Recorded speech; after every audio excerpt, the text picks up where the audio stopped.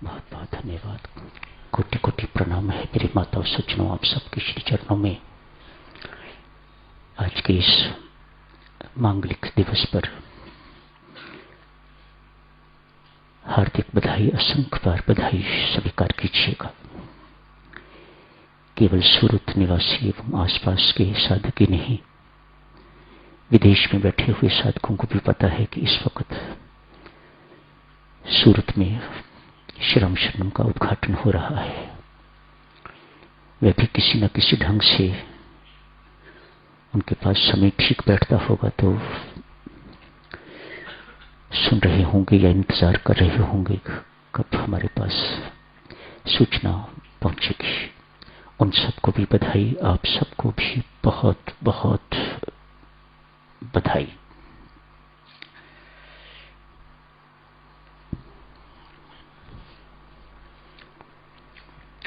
स्वामी जी महाराज, पूज्यपाद गुरुदेव, आप जी की तरफ से दो शब्द कहने से पहले ये श्री राम शरणम यहाँ के निवासियों को समर्पित करता हूँ, सौंपता हूँ। अपने दायित्व को संभालिएगा प्रीतमदास जी, राजकुमारी जी एवं अन्य सहयोगी सब आपके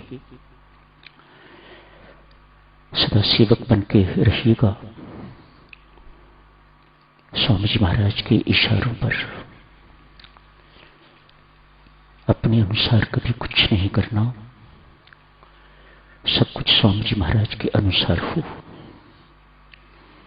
अपने अनुसार चलने वाले को मनोमुखी कहा जाता है और गुरु महाराज के अनुसार चलने वाले को गुरुमुख कहा जाता है। गुरुजनों के ही उन्मुख रहिएगा, इसी में समझदारी है। वह ठीक आपका मार्गदर्शन करेंगे। परमार्थ में विशेषज्ञ वही हैं, हम नहीं। जो विशेषज्ञ समझाएंगे, बताएंगे, वही सही होगा। हमारी बुद्धि तो कभी भी धोखा दे सकती है, कहीं भी हम फिसल सकते हैं, गिर सकते हैं, भटक सकते हैं। अतएव अपने अनुसार कभी नहीं चलना। बहुत स्थानों से साधकजनों यहाँ पर अध्यक्ष भी आए हुए हैं, साधक भी आए हुए हैं। सो जो कुछ इस वक्त कहा जा रहा है वह सबके लिए ही है, केवल सूरत वालों के लिए ही नहीं। प्रीतमदास जी ने जिस वक्त ये आज की तिथि निर्धारित की थी, निश्चित की थी, मुझे नहीं पता कि उनको पता था कि नहीं। कम से कम मुझे पता नहीं था कि आज एक बच्चा जिन्हें जानता है ऐसे महान संत का जन्म दिवस है आज। वह हैं स्वामी रामकृष्ण परमहंस। दिन तो उनका 18 फरवरी पड़ता है, लेकिन इस वर्ष 6 मार्च। इस वर्ष इस संयोग मैं नहीं मानता कि सिर्फ संयोग है। It's not a मियर coincidence. परमेश्वर की कृपा देखिएगा कैसे रचना रचता है, कैसे मेल मिलाता है। आपको पता है ना देवियों सज्जनों, स्वामी रामकृष्ण परमहंस भी वही राम राम जपा करते जो आप जपते हो। आप कुछ को सुन के बहुत हैरानगी होगी इस बात की। रामकृष्ण परमहंस को उनके गुरु महाराज ने राम मंत्र ही दिया हुआ था, राम नाम ही दिया हुआ था। वह राम राम ही जपा करते। इसे चमत्कारी शब्द कहते, जादुई। उनके अपना शब्द, जादुई शब्द राम। इसी का दिव्य नाम, इसी राम को जपा करते। इष्ट मां काली, उनके परम शिष्य स्वामी विवेकानंद, उनका मंत्र भी राम। वे भी राम राम ही जपा करते। वे भी राम नाम के ही उपासक थे, लेकिन उनके इष्ट भगवान शिव। मीरा भी राम राम ही जप करती। महारानी मीरा गली गली मोहल्ले मोहल्ले गाती फिरती है। एक चमार गुरु से राम नाम लिया और गली गली मोहल्ले मोहल्ले गाती फिरती है। बेशर्म कहीं की, ऐसे ही कहते हैं लोग। गाती फिरती है, पायो जी मैंने राम रतन धन पाया। साथ ये भी गाती है, मेरे तो गिरधर गोपाल दूसरों ना कोई। इसी राज्य में द्वारकाधीश की मूर्ति में समा गई मीरा, मरी नहीं। राम नाम जपने वाला मुझे नहीं लगता मर सकता है, परमेश्वर पे प्रवेश करता है। रूप कैसा हो सकता है, लेकिन अंततः वह परमेश्वर में ही प्रवेश करेगा, जैसे मीरा ने प्रवेश किया द्वारकाधीश में। अब मीरा उधर से वो बाह फैलाती है, इधर से द्वारकाधीश बाह फैलाते हैं और अपने अंदर समेट लेते हैं। मीरा की मृत्यु नहीं हुई। एक नाम, एक मंत्र राम, तीन इष्ट।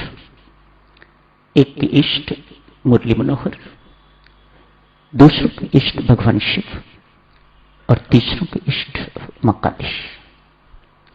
स्वामी जी महाराज यहां समझाते हैं, कितने भाग्यवान हैं हम सब। हम सबको पूज्यपाद स्वामी जी महाराज ने वही नाम दिया हुआ है। कहते हैं महामंत्र है, बीज मंत्र है, ये साधारण मंत्र नहीं है। अरे इसे बाबा नानक जपा करते, कबीर जपा करते, रहीम जपा करते, रामानंद जपा करते। ये कोई छोटा मंत्र नहीं है जो मैंने आपको दिया हुआ है, ये छोटा नाम नहीं है जो मैंने आपको दिया है। आपको पता नहीं अभी तक इसकी कीमत का। कोहिनूर हीरा जो मेरी झोली में परमात्मा ने डाल दिया, मैं ऐसा मानता हूं। उन्होंने कुछ अपने पास नहीं रखा। मत सोचिएगा स्वामी जी महाराज ने अपने पास तो कोहिनूर रख लिया है और हमें घटिया हीरा दे दिया है। नहीं, बिल्कुल नहीं। वही कोहिनूर हीरा हम सबकी झोलियों में उन्होंने डाला हुआ है। देवी, ऐसा विश्वास हमारा होना चाहिए, ये सत्य है।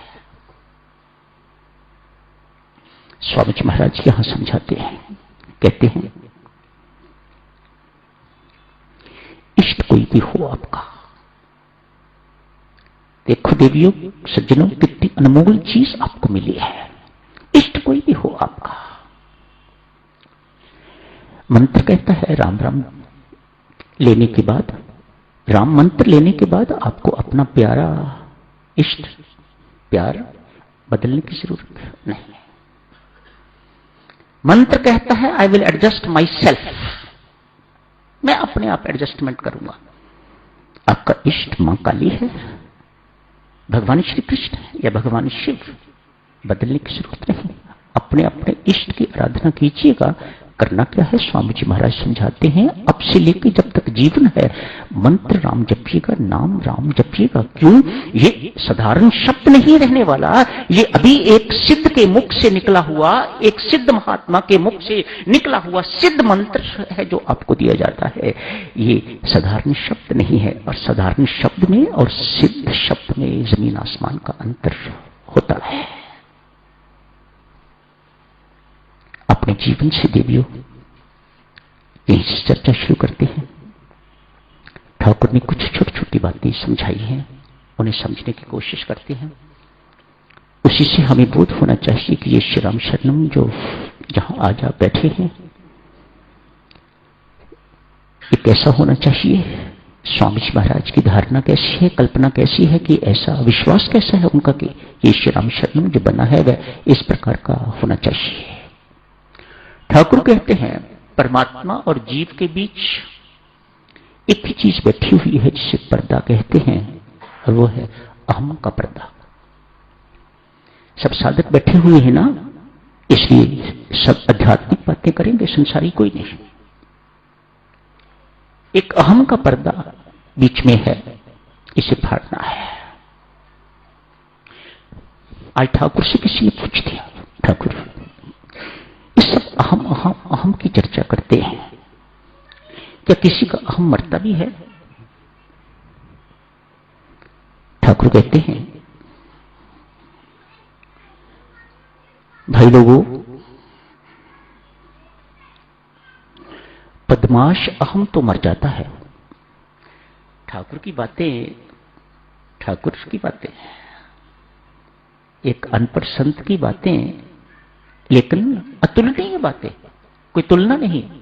कोई आज तक उनकी बातों को चैलेंज नहीं कर सका, इतनी उच्च बातें उन्होंने कही हुई हैं। कहते हैं बदमाश अहम तो मर जाता है, लेकिन भला अहम मारना बहुत कठिन है, ये मरता नहीं है। ठाकुर यहां स्पष्ट करते हैं ये बदमाश अहम क्या होता है और भला अहम। मैंने कुआं बनवा दिया, धर्मशाला बनवा दी, मैंने दान दे दिया, मैंने श्रीराम शरण बनने के लिए जमीन दे दी, श्रीराम शरण बना के दे दिया, मैं इतना जाप करता हूं, मैं इतना ध्यान करता हूं, मैं इतनी साधना करता हूं, ये भला अहम ये नहीं मरता। बदमाश अहम